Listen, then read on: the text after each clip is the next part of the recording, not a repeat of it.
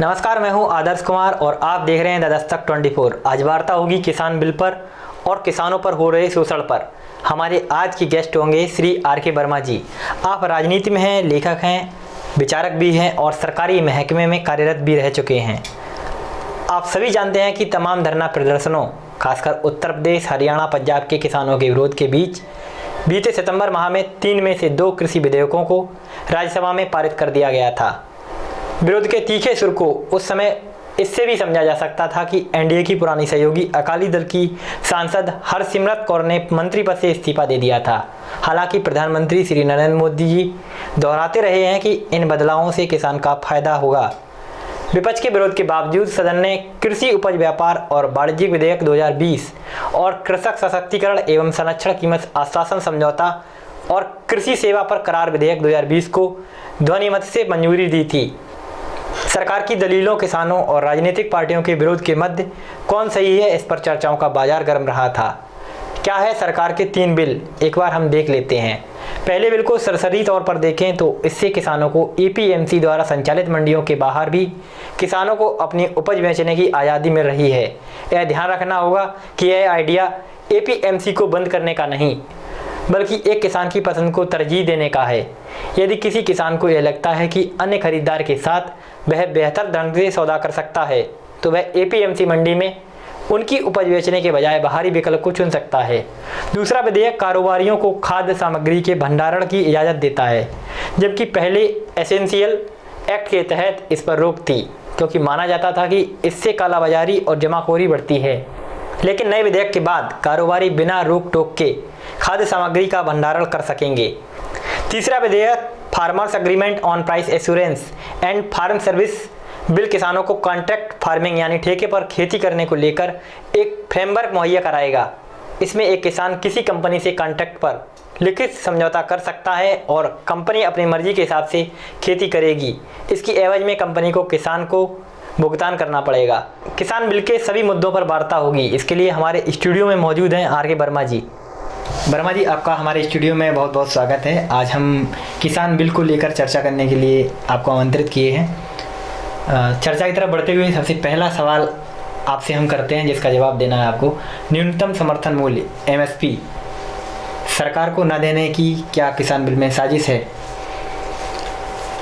साजिश तो नहीं कहेंगे, लेकिन ये अवश्य है कि जब सेटअप चेंज होगा जी, तो कुछ चीज़ें अपने आप ही पुराने सेटअप की ख़त्म हो जाएंगी। जी जी। तो न्यूनतम समर्थन मूल्य का नए बिल के अनुसार न्यूनतम समर्थन मूल्य का कोई मतलब नहीं रह जाता है, और न्यूनतम समर्थन मूल्य देने के लिए न सरकार बाध्य होगी और न उसका एक प्राविधान ही ख़त्म हो जाएगा, तो बाध्य होने का सवाल ही नहीं है। प्राविधान ही ख़त्म हो जाएगा। अच्छा। हाँ। इस विधेयक को लेकर अमूमन कहा जा रहा है कि मंडियां खत्म हो जाएंगी। मंडी किसान मंडियों में जाता है, समस्याओं से जूझता है। क्या आपको लगता है कि मंडियां खत्म हो जाएंगी? वास्तविकता क्या है? नहीं, मंडियां खत्म इसलिए हो जाएंगी कि मंडियों का कोई औचित्य नहीं रह जाएगा जी, और मंडी का कोई काम ही नहीं रह जाएगा, तो मंडी ऑटोमेटिक ख़त्म हो जाएंगी। जो कि नया बिल का सेटअप पुराने बिल के में जो पुरानी चला आ रहा है उसमें काफ़ी अंतर है, और मंडियां अपने आप समाप्त हो जाएंगी। किसान बिल जब आया तो बहुत सारे विरोध भी हुए, और अभी भी वर्तमान में पंजाब में देखने को मिल रहा है कि किसान रेलवे पटरियों पर बैठे हुए हैं और अपने धरना प्रदर्शन कर रहे हैं।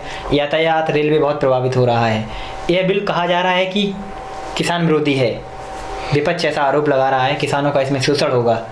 आपको इसमें आपकी क्या राय है? आप क्या मानते हैं इस बिल को लेकर?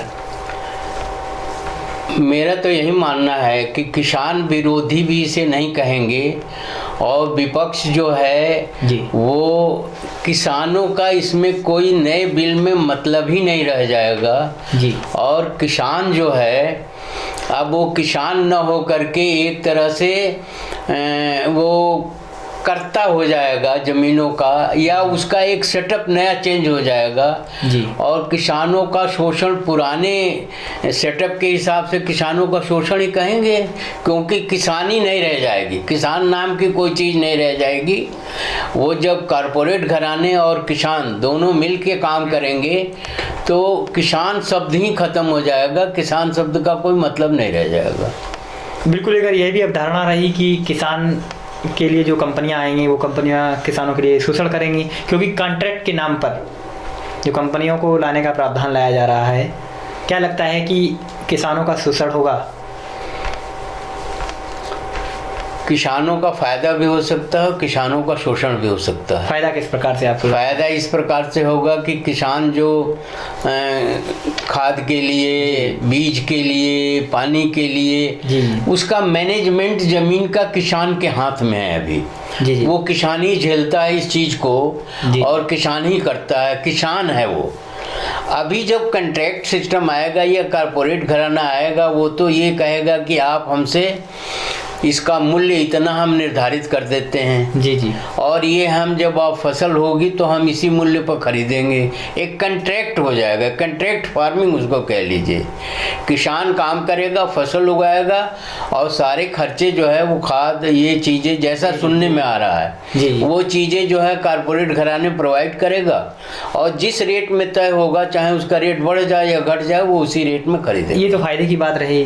अगर नुकसान के दृष्टिकोण से देखें तो नुकसान किस प्रकार? नुकसान के दृष्टिकोण से देखें तो ये मैनेज नहीं हो पाएगा। एक्चुअली इतने बड़े देश में इतने किसानों की संख्या है, इतना वाइड रेंज है, किसान अब उसका मालिक नहीं हो जाएगा, रहेगा।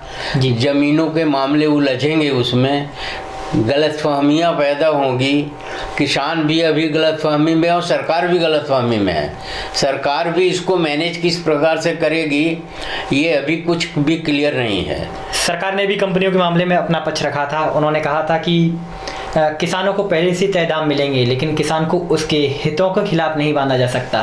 किसान उस समझौते से कभी भी हटने के लिए स्वतंत्र होगा, इसलिए उसे इससे कोई पेनल्टी नहीं दी जाएगी। नहीं, किसान कभी भी इससे हट नहीं सकता है, क्योंकि अगल बगल की ज़मीनें अगर कॉन्ट्रैक्ट में हैं और एक बीच में कोई किसान काम करना चाहे तो नहीं कर सकता। अच्छा, क्या किसानों की ज़मीन छिन जाएंगी? किसानों की ज़मीनें छिन भी सकती हैं, नहीं भी छिन सकती हैं।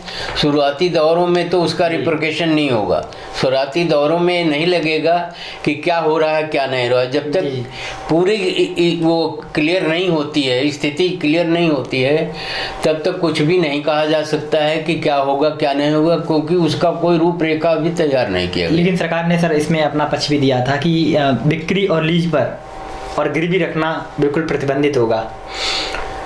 नहीं, सरकार का जो पक्ष है वो क्लियर नहीं है।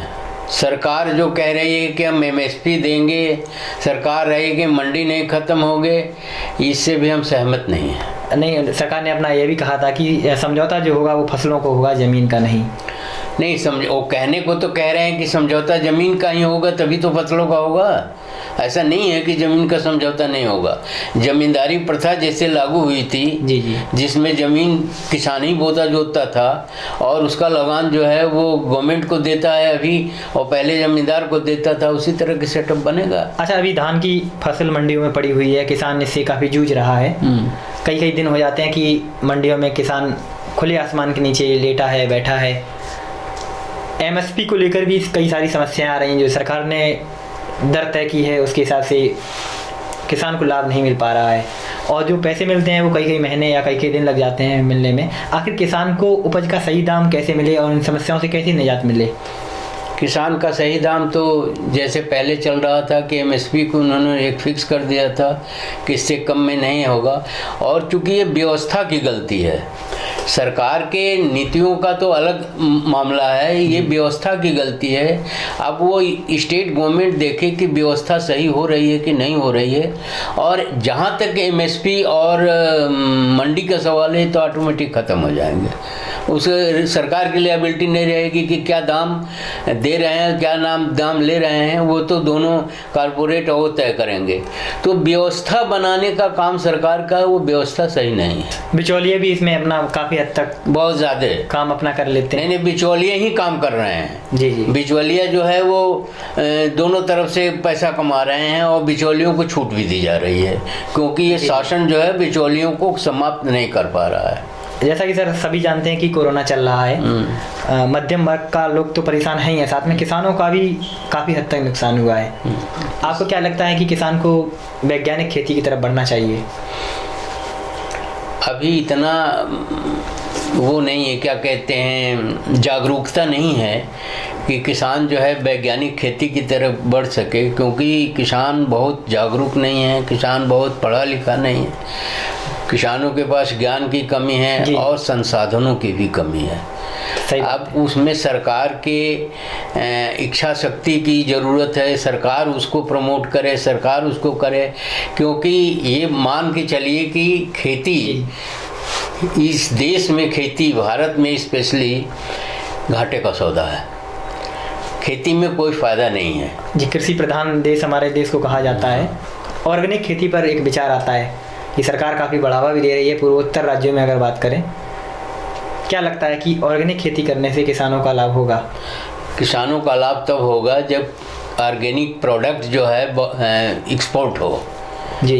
और जब भी खेती के चीज़ें भी अगर एक्सपोर्ट होती हैं, उपज वगैरह जो है, तो किसानों का दाम बढ़ेगा। लेकिन उसमें भी बिचौलिए काम करते हैं, सरकारी व्यवस्था सही नहीं रहती है।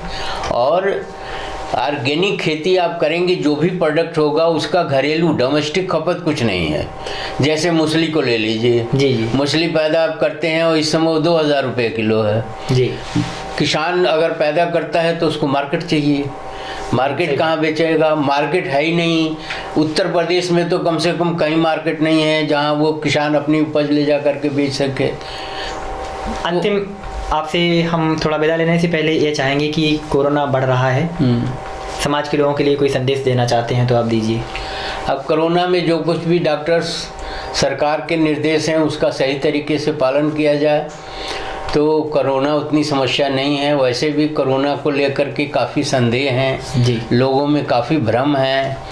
कोरोना पर सही काम नहीं हो रहा है क्योंकि ये वैश्विक प्रॉब्लम बन चुकी है जी जी। तो कोरोना ऐसी कोई बात नहीं है, लेकिन जैसे भीड़ कम हो, काम सही तरीके से हो, तो जैसे मास्क वगैरह लगाया जाए तो काफ़ी हद तक ठीक है। आज की चर्चा के लिए आप हमारे स्टूडियो में आए, आपका बहुत बहुत धन्यवाद।